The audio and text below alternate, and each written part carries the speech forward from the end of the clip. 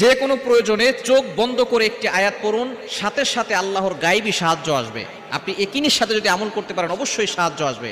এটা তাফসিরে রুহুল মাআনির ভিতরে এসেছে, 11 নম্বর খণ্ডের 54 নম্বর পৃষ্ঠা রয়েছে।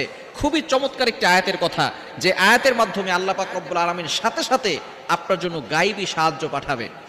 ইমাম মুহাম্মদ ইবনে কাব রহমাতুল্লাহ আলাইহি তিনি বলেছেন, একবার এক কাফেলা ব্যবসায়িক বাণিজ্যের জন্য তারা এক জায়গা থেকে অন্য জায়গায় যাচ্ছিলেন। হঠাৎ করে মরুভূমির মাঝখানে তাদের এক সৈন্য, একজন সহপাঠী, একজন সঙ্গী, তিনি উটের পিঠ থেকে পড়ে তার হাড্ডি এমনভাবে ব্যথা পেয়েছে যে তিনি আর উঠতে পারছেন না।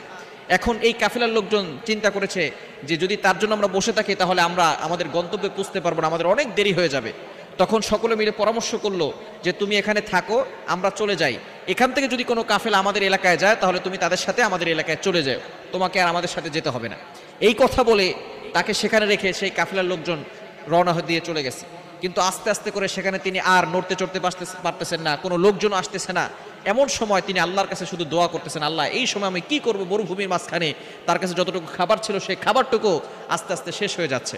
মুহাম্মদ ইবনে কাব রহমতুল্লাহ আলাইহি তিনি বলছেন, শেষ পর্যায়ে তিনি দেখতে পেলেন দোয়া করতে করতে একজন সাদা পাগড়ি পরা, সাদা পোশাক পরিহিত একজন যুবক তার সামনে এসে হাজির হয়েছেন। এসে বলতেছেন, তুমি কি অমুক আয়াতের কথা জানো না, যে আয়াত পড়ে আল্লাহ পাক রব্বুল আলামিনের কাছে সাহায্য চাইলে আল্লাহ পাক রব্বুল আলামিন সাথে সাথে তোমাকে সাহায্য করবেন? তখন তিনি বললেন, কোন আয়াতটি? তখন তিনি সেই সাদা পোশাক পরিহিত যুবকটি তাকে সেই আয়াতের কথা বলে দিলেন।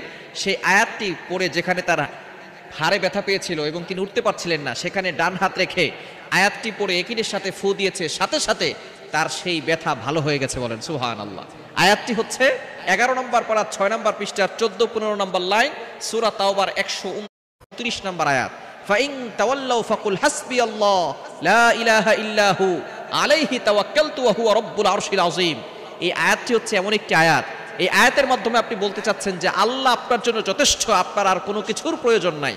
যখন আপনার কানে ব্যথা হবে, অথবা চোখে ব্যথা হবে, অথবা মাথা ব্যথা, অথবা কোমরে ব্যথা, আপনি শুধু একিনের সাথে, বিশ্বাসের সাথে ডান হাতটাকে সেই ব্যথা স্থানে রেখে, যেখানে ব্যথা হচ্ছে সেই জায়গায় রেখে আপনি শুধু বলবেন, ফাইন তাওয়াল্লাউ ফাকুল হাসবিয়াল্লাহ লা ইলাহা ইল্লাহু আলাইহি তাওয়াক্কালতু ওয়া হুয়া রাব্বুল আরশিল আযীম।